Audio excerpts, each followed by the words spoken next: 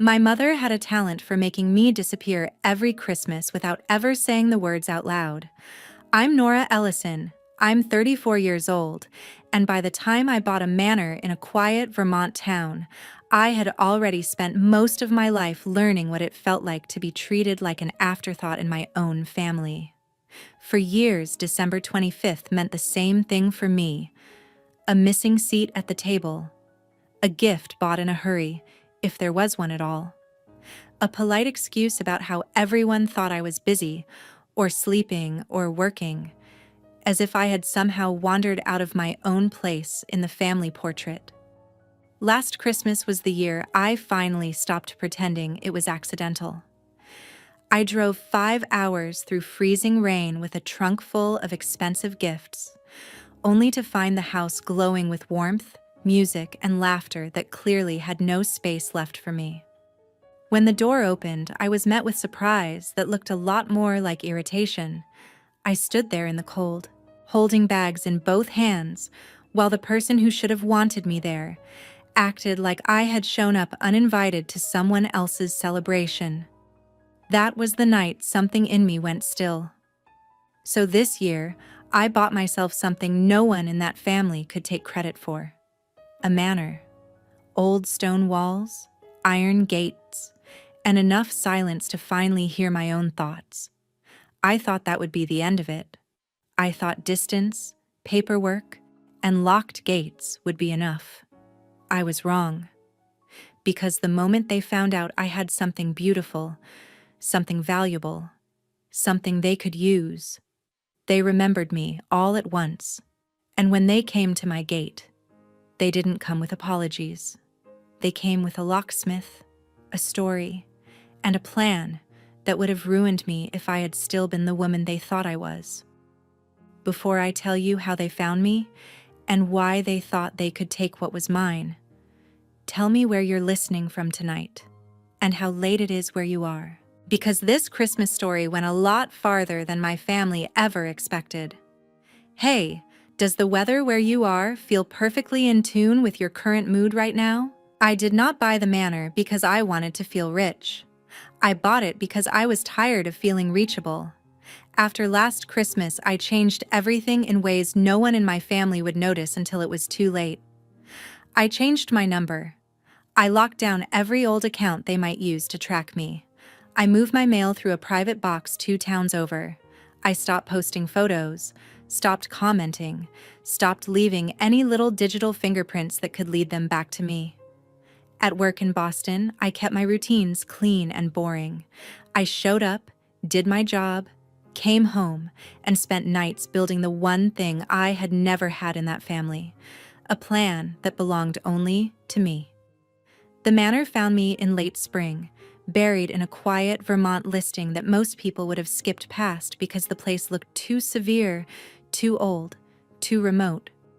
The house sat on a hill outside Evergreen Hollow, wrapped in stone and silence, with iron gates at the entrance and enough land around it to make the rest of the world feel far away.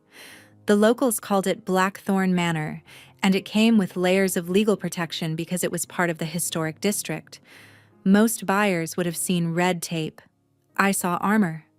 I bought it through a trust structure that made the paperwork harder to follow than a normal deed. That mattered to me. I wanted privacy, but more than that, I wanted distance between my name and anything my family might try to touch. By December, the house was finally mine to live in, even if the title itself sat inside a legal arrangement too boring for most people to understand and too strong for careless liars to get around.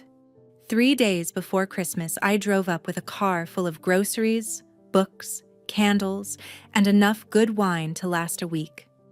I remember standing in the front hall on that first night, listening to the quiet settle over the house like it had been waiting for me. No one interrupting me, no one asking what I had brought for Logan.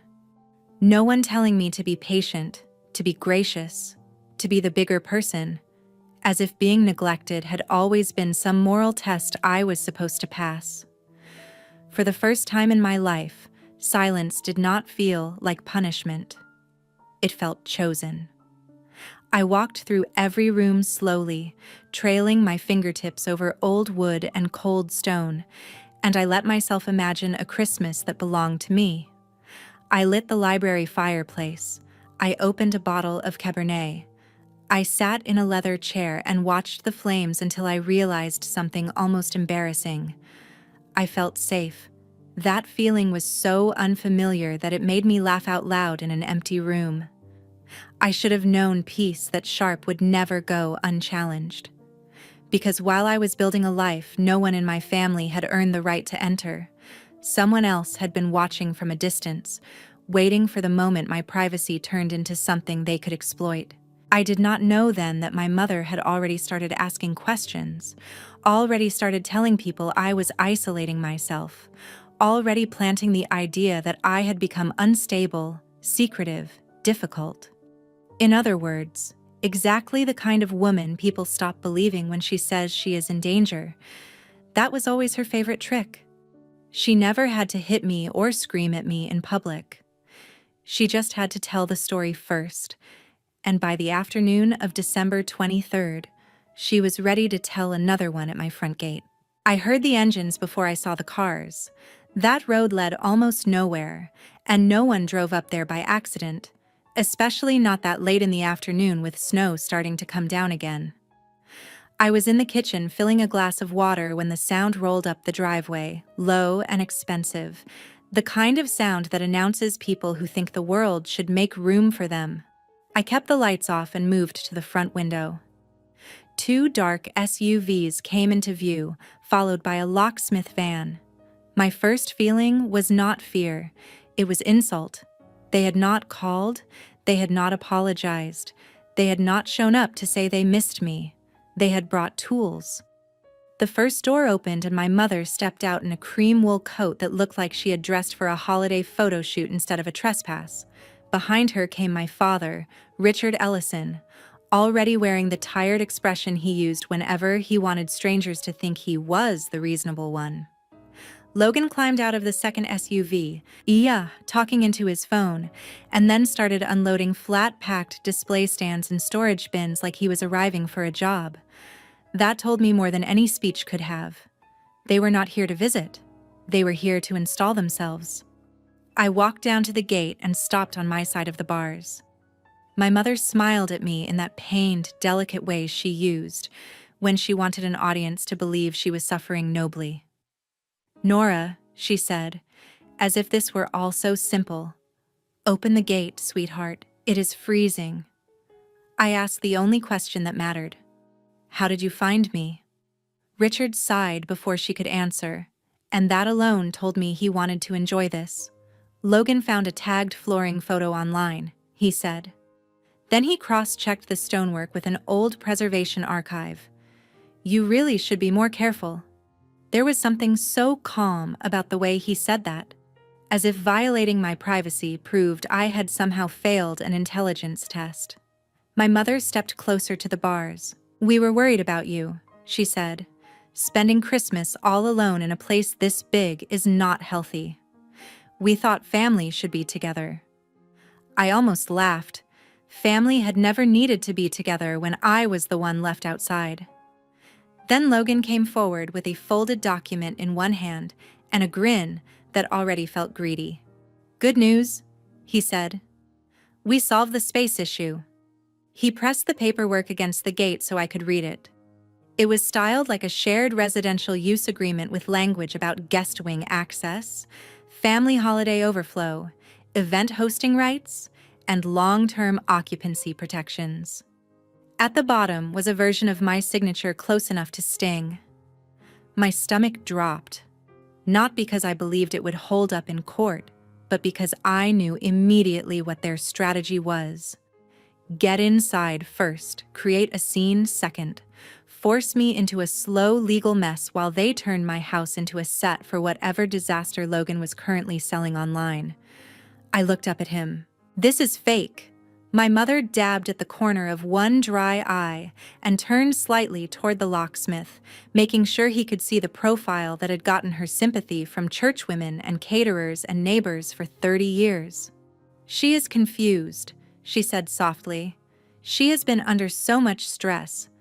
We are just trying to help her." The locksmith shifted uncomfortably.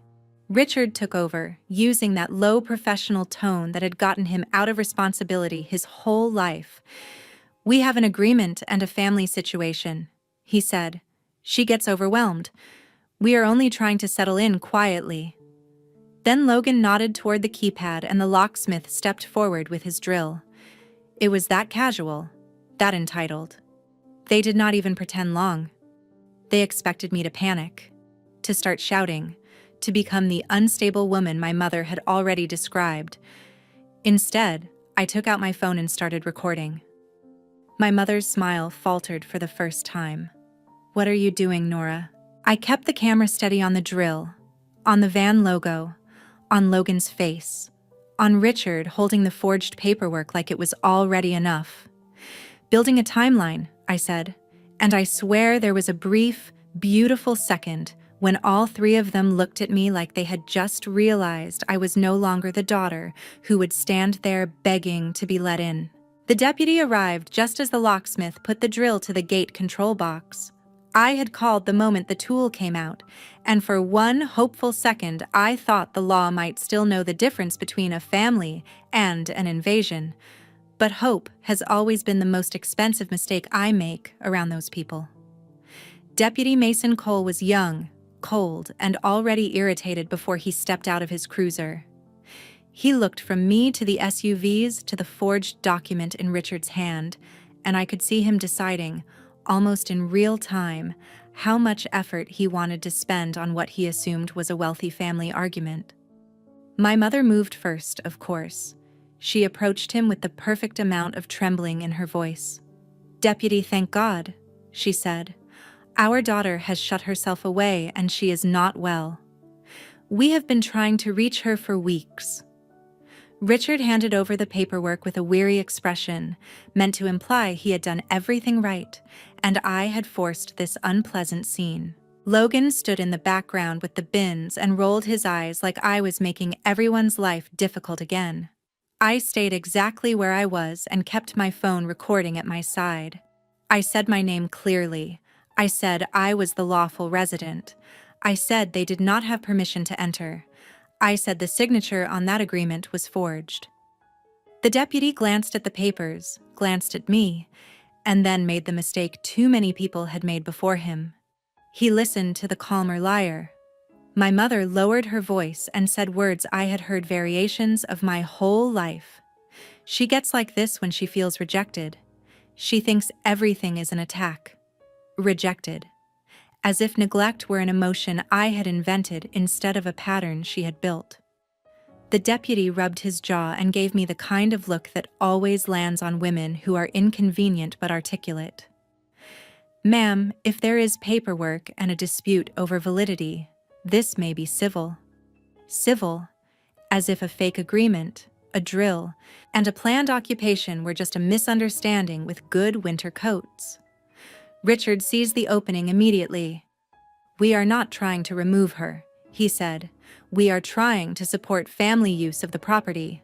Logan needs temporary space for a holiday content business he is launching, and Nora had agreed before she started pulling away again."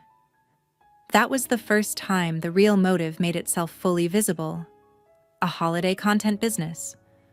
Of course, that explained the display stands, the bins, the lighting cases still in the back of the SUV.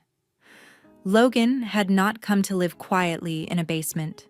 He had come to turn my house into a backdrop he could monetize while my mother played gracious hostess, and my father called it helping. I asked Logan directly, still filming, "Are you trying to run events out of my home?" He smirked. "It is not your home like that, Nora." That line stayed with me. Not your home like that. Because underneath every lie my family ever told, there was always the same belief. Nothing that belonged to me really counted as mine if they decided they wanted it. The deputy told everyone to keep the peace and stopped short of removing them. He did not give them full permission, but he did something almost worse.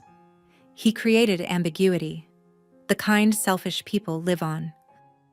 The moment he stepped back toward his cruiser, Logan started unloading more equipment onto the roadside shoulder. He was already placing a call, giving my address to someone and saying the words, transfer service and seasonal business use. That was when I called Elena Vargas. She picked up on the second ring, and I gave her the facts fast. Forged occupancy agreement, attempted forced entry, possible utility fraud, preservation district property, active police presence. Elena did not waste time pretending this was ordinary. Nora, she said, do not let them bait you into a screaming match. Record everything. Ask the deputy to verify title ownership, not just residency paperwork. And if Logan is using the property for commercial activity, he is about to bury himself. I looked at my family, at the bins, the fake concern, the performance. And for the first time that day, I felt something steadier than anger. I felt structure. They had shown up believing I was alone. What they had actually done was step into a system of evidence, zoning, and title law that none of them understood. My mother saw my expression change and frowned. I think that was the moment she realized her usual weapon, my silence, was not working anymore. Elena did not come in person that afternoon, but she did something better. She called the deputy directly, then emailed certified title documents to his department while I stood there in the cold watching my family perform innocence beside a locksmith van. 10 minutes later, the mood changed. It did not change all at once, and that was the satisfying part. It changed slowly, like ice cracking under too much weight. The deputy walked back toward the gate with a new stiffness in his posture and asked Richard to hand over the agreement again. Then he asked a question my father clearly had not prepared for. If your daughter signed this as owner, why is title held by the Blackthorn Heritage Residential Trust? Richard blinked. Logan stopped moving. My mother actually lost her expression for a second before she put it back on. The deputy continued, now speaking with the forced patience people use when they realize someone has tried to drag them into a lie. Ms. Ellison is the resident beneficiary and trustee occupant. She is not individually titled the way this document claims. That means your agreement has a serious validity problem before we even get to the alleged signature. Elena, then joined by speakerphone, and listening to her dismantle them was almost luxurious. She explained that no one had authority to create private occupancy rights against the trust the way this document attempted. She explained that any planned commercial use in a preservation district without approval would trigger violations. She explained that if Logan had already initiated utilities or seasonal business services using my personal information, the matter had gone well beyond a holiday misunderstanding. My mother tried to interrupt with something about family generosity and concern, but Elena cut clean through it. Concern does not arrive with a drill, she said. For a moment, no one spoke. The deputy finally told them to leave the premises and stop unloading property. Logan argued first, naturally. He said this was harassment, that I had promised space, that I was sabotaging his launch. My father tried the old respectable man routine one last time. Surely this can be resolved privately, but there was nothing private left. My phone had all of it. The deputy had all of it. Elena had all of it. My mother stepped forward and hissed my name in a voice too low for the deputy, but not too low for me. You are humiliating us. That word almost made me laugh. As if humiliation had only just arrived in our family and had not been sitting next to me every Christmas dinner since childhood. They finally started packing up, but not like people who accepted defeat. They moved like people storing rage for later. Logan shoved bins back into the SUV hard enough to crack one. Richard folded the forged paperwork with a shaking hand and kept glancing at me like he was trying to memorize the version of me who had become dangerous.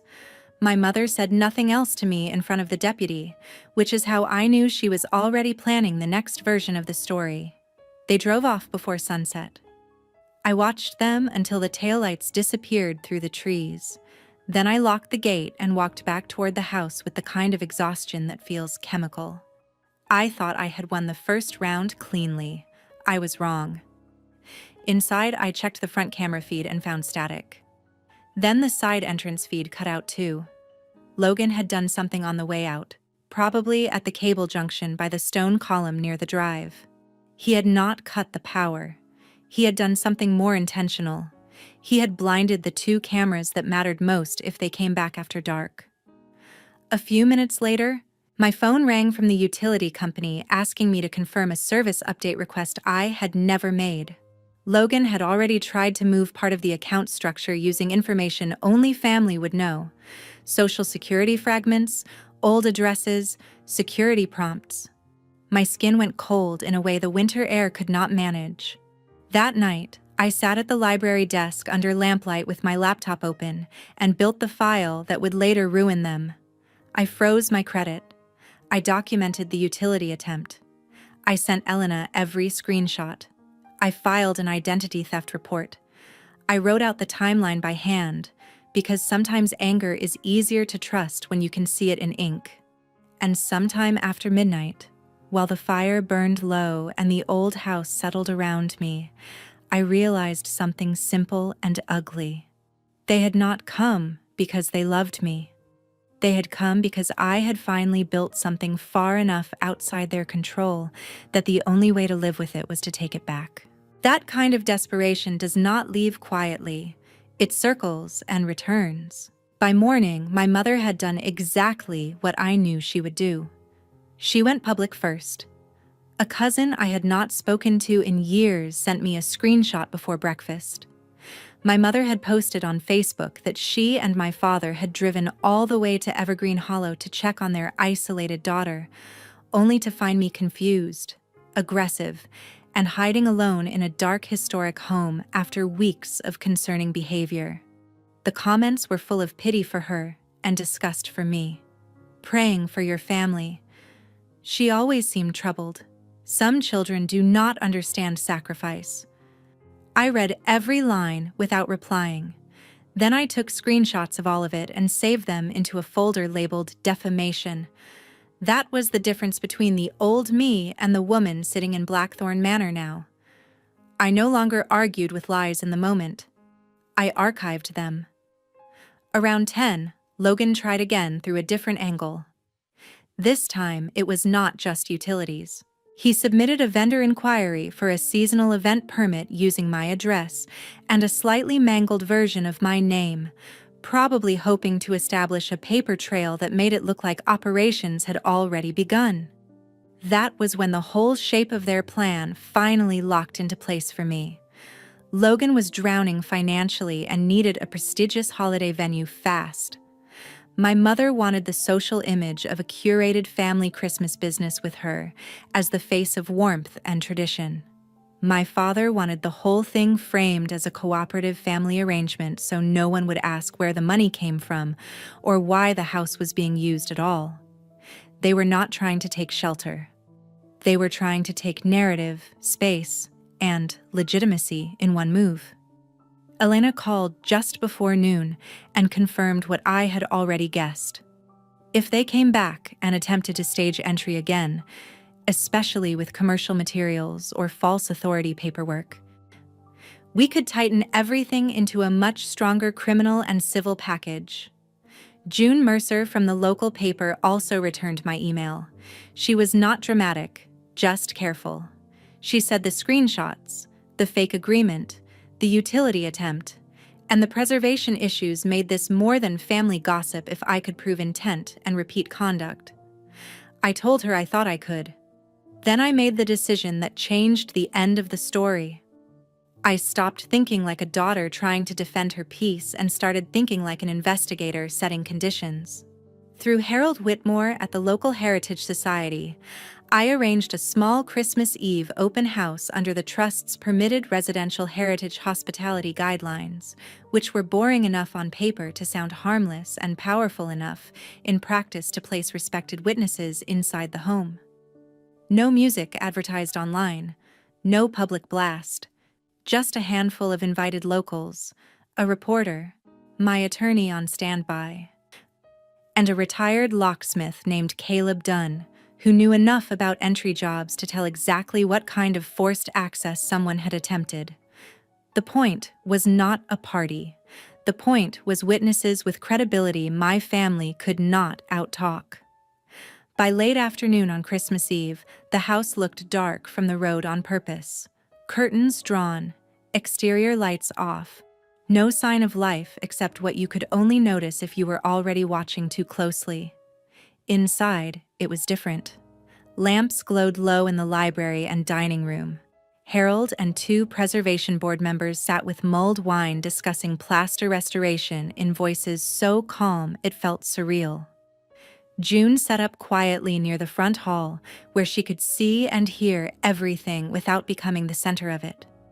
Caleb stood by the back corridor window with the posture of a man already angry at whatever fool thought old houses were easy to breach. Officer Reed Porter, working private security detail arranged through Elena's network and backed by local law enforcement awareness, waited deeper in the house with another deputy close enough to move the moment entry became illegal beyond dispute. I stood in the foyer in a black dress I had chosen for one reason only. I wanted to look like someone who belonged in her own house. When 7 o'clock came and went, I almost wondered if they had finally found caution. Then at 7:14, the sensor on the outer drive pinged my phone. Headlights off, slow movement, a rental truck behind the second SUV. Not subtle anymore, not even pretending. My mother had forgotten me every Christmas until I bought a Manor. Now she was back on Christmas Eve with transport, tools, and enough nerve to believe the dark house ahead of her was empty. She was about to learn the difference between empty and waiting. From the front window, I watched them pull into the drive without headlights, which told me everything about how innocent they knew they were not. Logan jumped out first this time with a crowbar in one hand and the wild, cornered energy of someone who had run out of softer lies. Richard came behind him carrying a folder thick enough to be another performance. My mother stepped out last in a dark coat with her hair done and her makeup perfect, because even now, even at the edge of a crime, she wanted to look good doing it. There was a second locksmith too, younger than the first, and nervous in exactly the way guilty people always are when they realize too late that someone else's family emergency may actually be a felony. No one in the house moved toward the door. That was the beauty of it. We let them prove intent without interruption. Through the old wood and stone, we heard everything. Logan saying, "Just break the side glass if the lock fights you." Richard telling the locksmith they had power of attorney and a right to intervene. My mother raising her voice just enough to sound heartbroken if anyone happened to hear. "Nora, sweetheart, open the door. We are here because we love you." There was no love in the crowbar that hit my front lock seconds later. The first strike echoed through the foyer so sharply that even the preservation board members in the dining room went still. The second blow splintered the frame enough for cold air to push into the house. Then the younger locksmith drilled while Logan pried, and Richard barked instructions. And finally, the old door gave with a violent crack that sounded less like wood breaking than history losing patience. Logan stumbled in first, breathing hard, crowbar still in his fist, and for one full second, he wore triumph on his face. Then the lights came up. Not every lamp in the house, just enough. Enough to catch them in the foyer with a ruined lock, broken frame, and tools in hand. Enough for them to see me standing at the foot of the staircase. Enough for them to notice June Mercer lifting her phone to record. Enough for them to notice Harold Whitmore and the preservation board members staring from the dining room doorway, like they had just watched someone kick through a church altar. Enough for them to notice Caleb Dunn step forward and say with complete disgust, "That is forced entry." Enough for them to notice Officer Reed Porter emerge from the hallway with Deputy Mason right behind him. Flashlights hit their faces hard and fast. Hands where I can see them now. Logan froze first. My father did not. He tried one last pivot, waving the folder and talking too fast. We have authority. She is unstable. She is isolating. We are family. Officer Porter did not even glance at him. Family does not get to break a protected residence with burglary tools, he said. Logan lowered the crowbar slowly, like he had suddenly remembered metal had weight. My mother stared at me with a level of hatred so pure it almost looked clean. You set us up, she whispered. No, I said. I documented you. Elena stepped in then, calm as winter, and took the folder from Richard's hand. Fake emergency authority. Invalid on its face, she said after a quick scan. Wrong execution standard, wrong witness structure, wrong property relationship. You really all committed a felony with paperwork you downloaded from the internet. June almost smiled at that, but did not stop recording. My mother tried a different angle. She began to cry, loudly and beautifully, the same way she always had when she needed strangers to see pain instead of strategy. But this time, the audience had context. June had the Facebook post. Elena had the forged agreement. I had the utility fraud trail. Caleb had the earlier timeline of manipulation. Harold had already seen the commercial bins in the first visit and knew exactly what kind of heritage violations Logan had intended. My father reached for control again and failed again. This has gone too far, he said. Nora, tell them we only came to talk. I looked him in the eye and thought of every Christmas table where I had felt smaller than the empty space beside me. Then I said the truest thing I knew. People who come to talk do not bring crowbars. Officer Porter moved in first on Logan, who panicked exactly when it counted most. He turned as if to bolt toward the open door, and the deputy caught him before he made it 2 steps. The crowbar hit the marble floor with a sound so final that my mother actually gasped. Handcuffs clicked shut around Logan's wrists. My father protested, then protested harder when Officer Porter told him to turn around too. Conspiracy, trespass, forced entry, forged instruments, attempted fraudulent occupation. He listed in that flat law enforcement voice that strips a person of all the stories they tell about themselves. Richard looked stunned, like consequences were something that had always happened to other men. My mother stood alone in the center of the ruined foyer, not yet cuffed, staring at the broken door and the witnesses and me. She tried one last cruel throw because cruelty was the only language she had ever really mastered. After everything I did for you, this is how you repay me. I took a step closer. The house was warm behind me. The snow was blowing in around the edges of the broken door. And for the first time in my life, I did not hear her words as truth, duty, or guilt.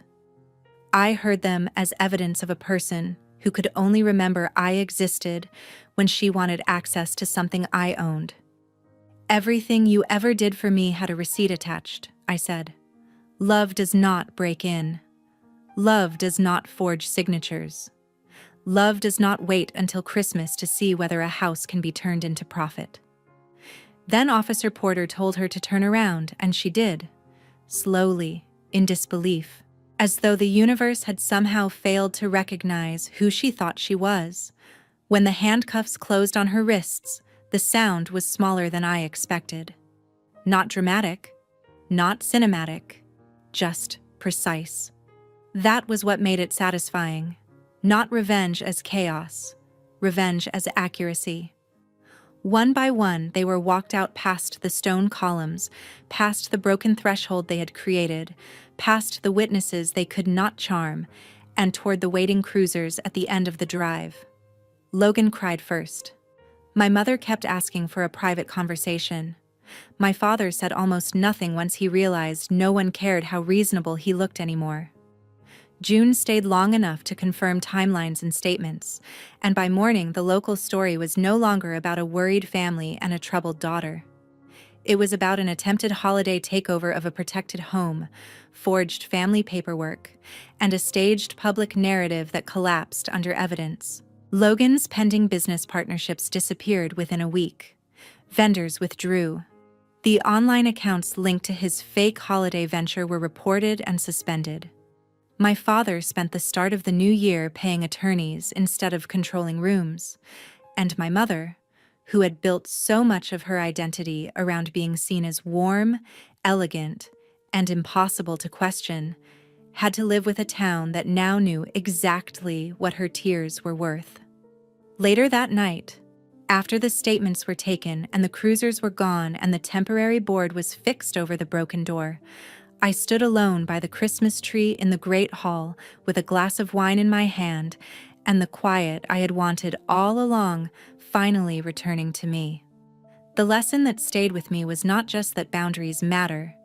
It was that some people will call your boundary cruelty because your obedience used to benefit them. I think a lot of us are raised to believe family means access, forgiveness, and endless explanation. But family without respect becomes entitlement, and entitlement grows teeth the moment you build something it cannot control. If this story means anything beyond what happened in that house, I hope it reminds someone listening that peace is not selfish, evidence is not cold, and protecting yourself from people who keep wounding you is not a betrayal of love. Sometimes the healthiest thing you can do for your life and for your future is choose yourself before the damage becomes tradition. And for the first time in all my years, Christmas did not feel like the season I got forgotten. It felt like the night I was finally seen,